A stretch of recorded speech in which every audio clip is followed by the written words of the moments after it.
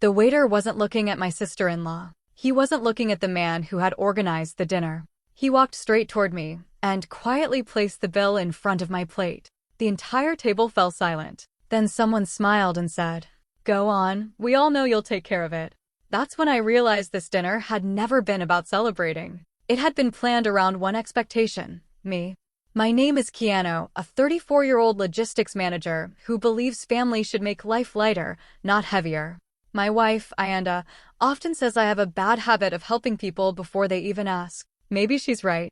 Over the years, I'd paid school fees for cousins, helped relatives through medical emergencies, repaired cars, and quietly loaned money that rarely came back. I never kept score because I thought kindness would eventually return. Instead, it taught everyone to expect more. My older brother married Zuri, a woman who loved expensive experiences and the attention that came with them. Family gatherings slowly became competitions: designer clothes, luxury vacations, extravagant birthdays. I stayed out of it until one anniversary dinner changed everything. When my brother called to invite me to Zuri's birthday dinner, he sounded happier than I had heard him in months. He told me the whole family would be there and said he wanted everyone together to celebrate her special day. The restaurant he chose was the newest and most expensive place in the city. I even joked that it sounded way too fancy for our family, but he laughed and said, "Don't worry about the money. Tonight is about making memories, not counting dollars." Those words made me feel relaxed, so I didn't think twice about accepting the invitation. When Ayanda and I arrived, everything looked beautiful. The lights were soft, the tables were decorated with fresh flowers, and the staff welcomed everyone with big smiles. Zuri was already taking pictures with different family members. Before anyone even looked at the menu, people were posing for photos, recording short videos, and posting everything on social media. Everyone looked happy.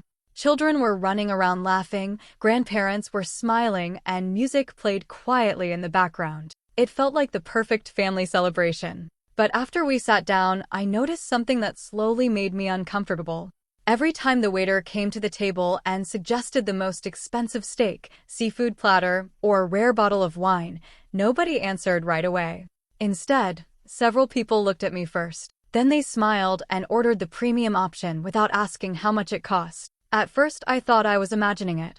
I told myself they were only looking around the table while deciding what to eat. As the evening continued, it happened again and again. Someone ordered extra seafood for the table. Another person added expensive drinks.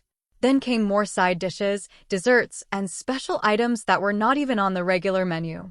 Every single time, I caught someone glancing at me before they placed the order. It was almost as if they were silently checking whether I was still sitting there. A strange feeling settled in my stomach. Something about the dinner no longer felt natural. Everyone seemed unusually relaxed about spending so much money.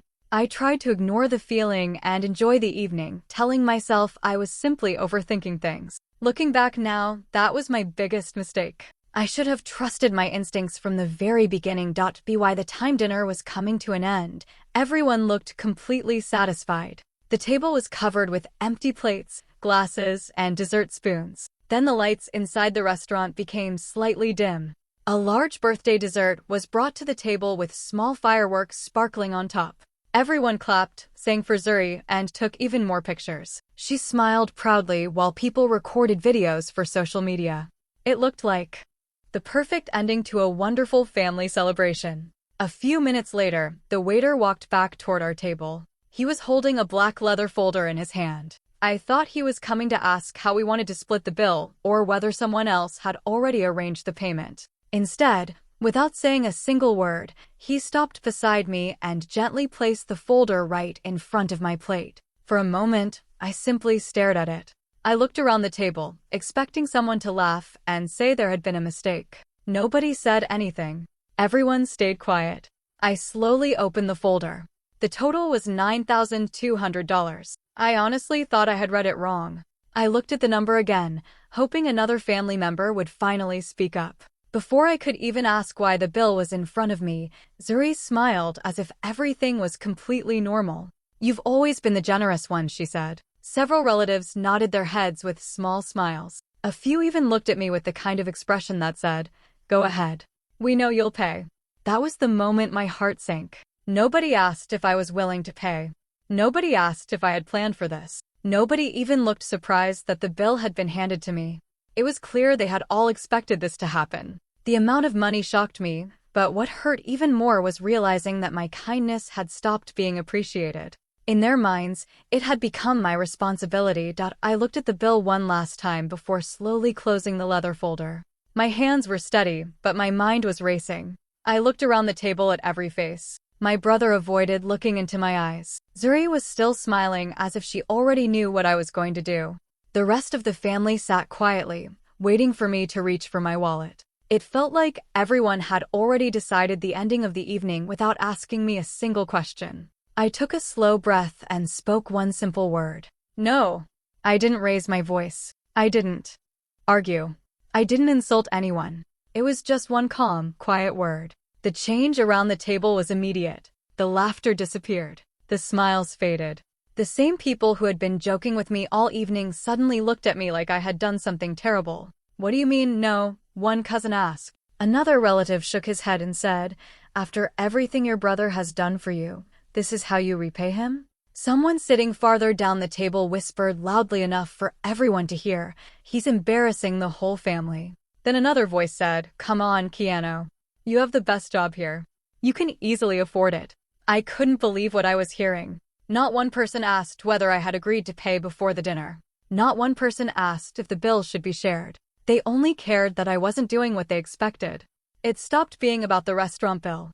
It stopped being about money. Suddenly, I was being judged as a son, a brother, and a family member. Years of helping relatives through difficult times were forgotten in a few seconds. The school fees I had paid, the emergency loans, the hospital bills, the repairs, and every favor I had quietly done for family meant nothing anymore. All because I had finally said one word they had never expected to hear.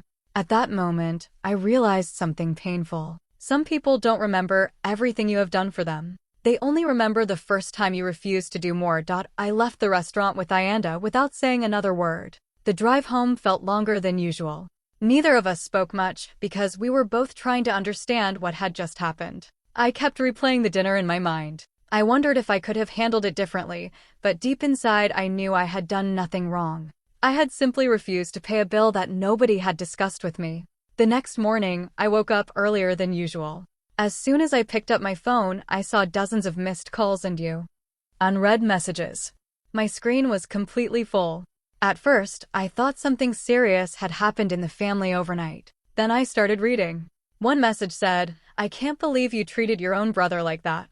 Another read, you should be ashamed of yourself. A cousin I had not spoken to in almost 4 years called me selfish. An uncle who knew nothing about the dinner sent a long message saying that family should always come before money. I couldn't believe it. Not one person asked me what had really happened. They had already decided I was guilty. The family group chat was even worse. People were writing long messages about respect, generosity, and family values. Some relatives who were not even at the restaurant were sharing their opinions as if they had watched everything happen with their own eyes. Then Ayanda showed me something that made my heart sink even more. On social media, several family members had posted pictures from the dinner with strange captions about being disappointed by someone who had ruined a beautiful celebration. Nobody mentioned my name, but everyone in the family knew exactly who they were talking about. Friends and relatives began leaving comments, praising my brother and feeling sorry for him. The real story had completely disappeared. A new story had replaced it. In that version, I was the rich relative who had refused to help his own family over one restaurant bill. That morning taught me a painful lesson I had never truly understood before. A lie does not need to be true to spread. It only needs enough people willing to repeat it. And once that happens, the truth has to fight twice as hard just to be heard. 3 days passed after the dinner, but the messages from relatives still had not stopped. Some people ignored me completely, while others kept telling me to apologize to my brother and pay the bill before things became even worse. I decided not to answer anyone. There was no point arguing with people who had already made up their minds. That afternoon, while I was at work, my phone rang. I did not recognize the number, so I almost ignored it. For some reason, I answered. The person on the other end politely introduced herself as someone from the restaurant's guest relations office. My first thought was that they were calling to collect the unpaid bill. Instead, she said, "Mr. Keanu, I'm not calling to ask you for payment. I just need to clear up something about the reservation." Her words immediately caught my attention. She explained that after the dinner, there had been confusion among the staff because different guests had given different versions of what happened. The restaurant simply wanted to confirm a few details for their records. As she spoke, I learned things that completely surprised me. She told me the reservation had been made almost 3 weeks before the dinner. It was not a last-minute booking like my brother had claimed. The person who made the reservation had asked for a private table, the most experienced waiter, and several special birthday services, including premium desserts and celebration fireworks. Then she paused before saying something I will never forget. The reservation notes also included payment instructions. I felt my heart beat faster. She explained that the notes said the final bill would be presented to me at the end of the evening. My full name had been written clearly in the reservation details. There were also instructions not to ask whether the bill should be divided, because the host had already explained that I would be taking care of everything. I sat there in complete silence. I had never spoken to anyone at the restaurant before that night. I had never agreed to pay. I had never even known those instructions existed. When the call ended, I stared at my phone for several minutes. Everything finally made sense. The expensive food, the confident smiles, the way nobody looked surprised when the bill was placed in front of me. It had all been planned long before I walked through the restaurant doors. That bill had never found me by mistake. Someone had carefully made sure it reached exactly the person they expected would never say no. After that phone call, I wanted to call my brother immediately and demand an explanation. I wanted to ask Zuri why she had planned everything without telling me. But Ayanda gently stopped me. She told me that anger would only create more arguments. She said it was better to learn the whole truth before speaking to anyone. So I stayed quiet. Over the next few days, I spoke to a few family members one at a time. I did not accuse anyone. I simply asked them what they remembered about that night. One of my younger cousins looked uncomfortable before finally telling me the truth. He admitted that the dinner had felt strange from the beginning. He said everyone was ordering the most expensive meals without any concern because they believed I was paying. He thought I already knew about the plan, so he never questioned it.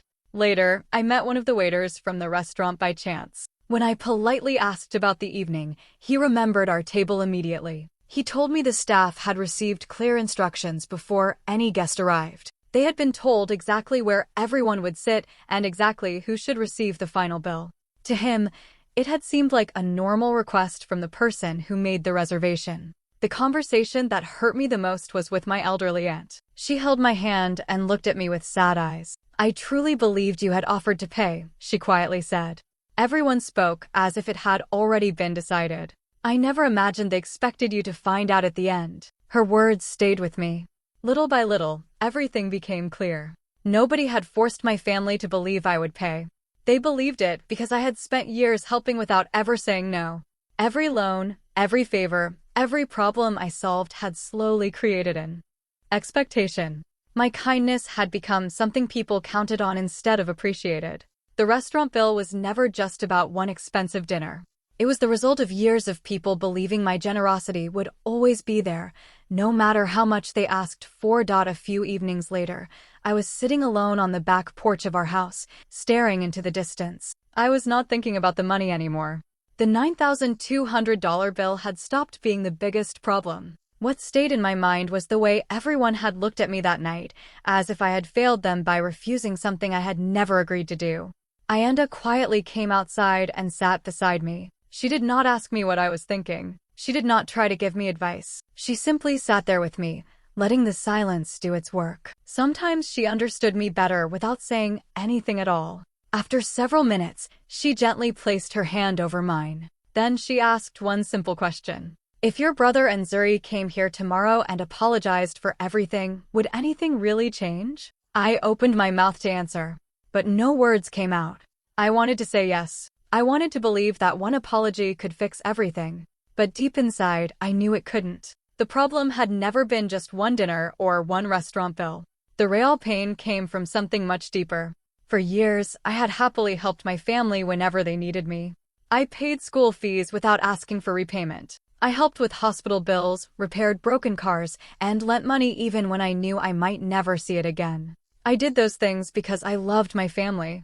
I never expected praise or rewards. But somewhere along the way, something changed. My kindness stopped being seen as a gift. It became a duty. People no longer appreciated what I chose to do. They expected it. When I finally said no for the first time, they acted as if I had broken a promise that I had never made. That truth hurt far more than the insults, the angry messages, or the gossip. Ayanda gently held my hand. "You are not responsible for expectations you never agreed to," she said softly. Her words stayed with me. For the first time, I understood that kindness without boundaries can slowly become a burden. People stop seeing it as a gift and begin seeing it as something they are owed. That evening changed the way I looked at every relationship in my life. I realized that real love is never measured by how much you give. It is measured by whether people still respect you when, for once, you cannot or choose not to give it all. About 2 weeks after the dinner, the oldest members of our family asked everyone to come together for a family meeting. They said too much anger had built up, and it was time for everyone to talk face to face. Almost every relative came. Some looked nervous, while others looked ready for another argument. As I walked into the room with Ayanda, I could feel people watching me. I knew many of them still believed I had ruined the birthday dinner. At first, the conversation was exactly what I expected. A few relatives brought up the restaurant bill again. They said the evening had ended badly because I refused to pay. My brother stayed quiet, and Zuri folded her arms without saying much. Then my oldest uncle slowly stood up. He looked around the room before speaking. "We're asking the wrong question," he said. "This is no longer about one restaurant bill." The room became quiet. He asked everyone to think about the last 10 years instead of one dinner. One by one, people began remembering different moments. An aunt thanked me for helping with hospital costs when her husband was sick. A cousin admitted I had quietly paid part of his college fees when he could not afford them. Another relative remembered how I had repaired his car without asking for anything in return. As more people spoke, the mood in the room slowly changed. Then one of my older cousins lowered his head and said something honest. "I think we stopped appreciating Keanu's kindness a long time ago," he admitted. "We just started expecting it." No one argued with him. For the first time since the birthday dinner, people were not talking about money. They were talking about respect. They were talking about gratitude. They were talking about how easily kindness can become something people feel entitled to. That family meeting was not really about a restaurant bill anymore. It became a moment when everyone had to face an uncomfortable truth. Somewhere along the way, our family had slowly confused love with convenience. Instead of being thankful when someone helped, we had begun believing that help would always be there. And that was the real problem we needed to fix. When the family meeting finally ended, everyone slowly walked toward the door. Some relatives came over to shake my hand. A few quietly apologized for judging me without knowing the full story. Others avoided looking at me at all. I realized that not everyone would admit they had been wrong, and I accepted that. I no longer felt the need to convince anyone. I had spent too much time trying to protect relationships that only worked when I kept giving. As Ayanda and I drove home, I made an important decision. I was not going to argue with anyone. I was not going to get revenge. I was not going to post angry messages on social media or tell my side of the story to every relative. I simply decided that from that day forward, I would stop saying yes just because I felt guilty. It sounded like a small change, but it completely changed my life. A few weeks later, a cousin called asking for money to cover another expense. For the first time, I politely said, "I'm sorry, I can't help this time." He ended the call quickly. After that, I barely heard from him again. Another relative asked me to pay for expensive repairs. Again, I kindly refused. The conversations became shorter.